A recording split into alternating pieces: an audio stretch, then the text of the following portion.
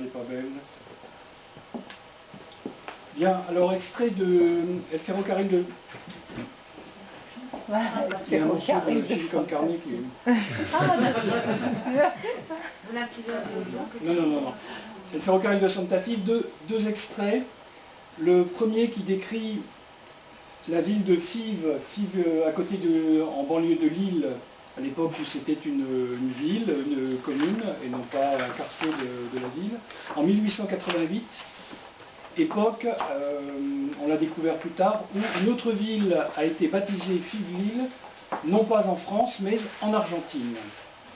C'est le Fives-Lille tout proche de chez moi, que je connais, que j'ai décrit là, mais simplement en revenant 120 ans en arrière, puisque c'est 1888, grâce entre autres à la documentation que m'a confié Philippe, et je l'en remercie, à travers des revues comme Le Tour du Monde, qui se trouve ici, je crois, dans ta bibliothèque, revue que Philippe avait acheté, les ciseaux à la main, prêts à couper dedans pour nous offrir de magnifiques collages qu'on aurait vus ce soir, et puis il a regardé, il a dit non, quand même, c'est trop bien, et il a rangé ses ciseaux, il a conservé la revue, pour ma plus grande chance, puisque j'ai pu donc compulser, et cet ouvrage se nourrit pour une grande part de ce que j'ai pu découvrir dans la bibliothèque ici.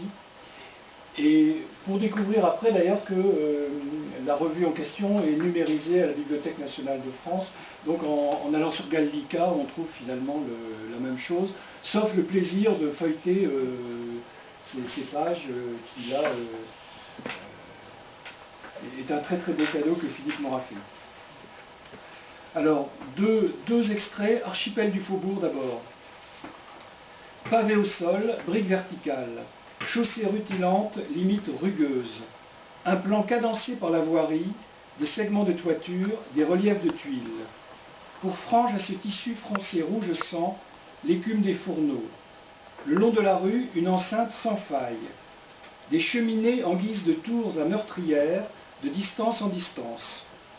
Sur tout le faubourg à l'est, un parapet massif, ponctué de chevrons et de gouttières, qu'étreint le lierre sous le vent pluvieux, seul assiégeant à craindre avec le Prussien.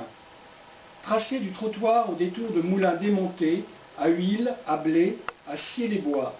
Quelques-uns au pavé du moulin, au bas chemin, sur la route de Froyenne, tournaient encore il y a peu.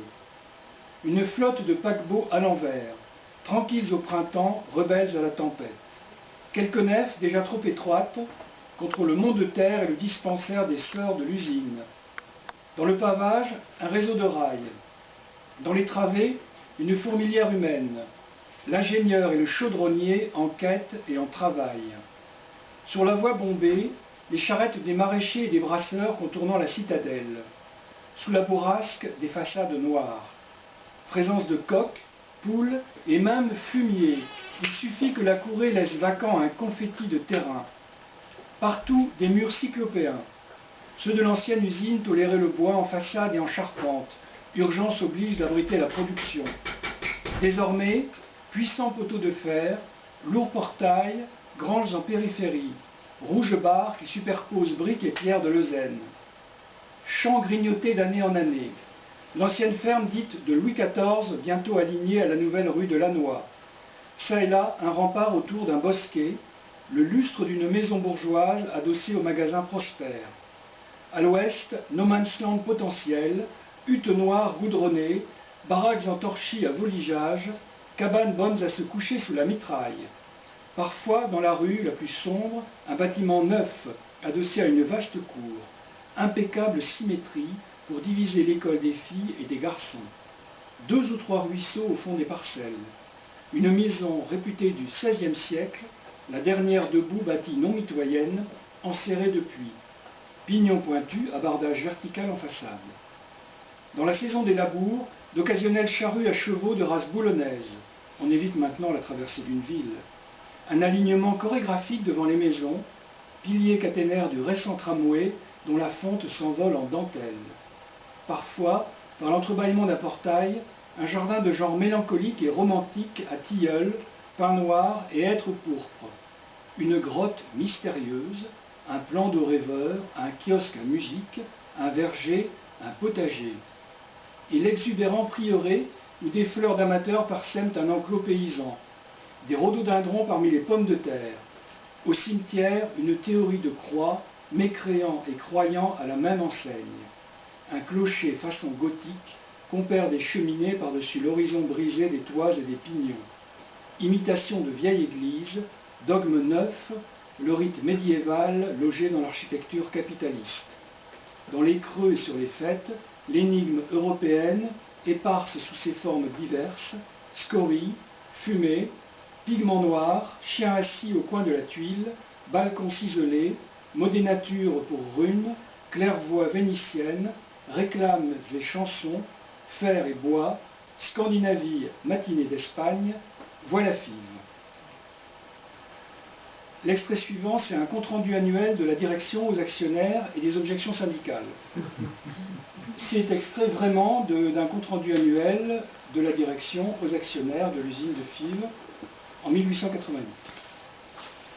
Et c'est recalibré en alexandrin. Mois de novembre 1888, l'espoir comme un lingot du fond d'un coffre, lui. Nous nous félicitons au nom de Fives-Lille que l'effort consenti ne fut pas inutile. Commande d'un réseau pour les chemins de fer de l'État argentin. Il nous faut achever l'ouvrage sans retard. Combien de kilomètres? Près de 650. Accord en toutes lettres, bâtir puis exploiter l'équipement rivé entre San Cristobal, secteur de Santa Fe, et Tucumán au nord, capitale du sucre. L'indigène, on le sait, travaille à peu de lucre. Jadis, on l'a fixé sous charpente et métaux ou raffiné la canne en mélasse et cristaux. Au nord de Santa Fe, les gens de Tucumán souffrent chez eux l'exil et redoutent demain. L'usine les arrache aux rentes vivrières, console-t-on la faim, moyennant des salaires. Doublons nos gains anciens de nouveaux dividendes, apportés d'Atlantique à l'Orient des Andes. Cette concession vient du gouvernement, la garantie au sus. Et fort commodément, il fut constitué par nos soins Compagnie française des chemins de fer argentins. Vie longue y soit donnée. Et cependant je vois prudence à conserver dans un panier fivois une part des œufs d'or. Pour la forge fivoise, la Banque de Paris et des Pays-Bas croise foule de souscripteurs, à qui nous répondrons en achevant la ligne aux délais les plus prompts. Nous aurons couronné de vertus offensives l'éternité promise à l'usine de Fives. Les gens de Tucumán, au nord de Santa Fe, vivaient jadis du champ qu'ils avaient cultivé. Que l'usine accomplisse une géante geste, elle oublie à son seuil l'ancestrale sagesse. Voilà.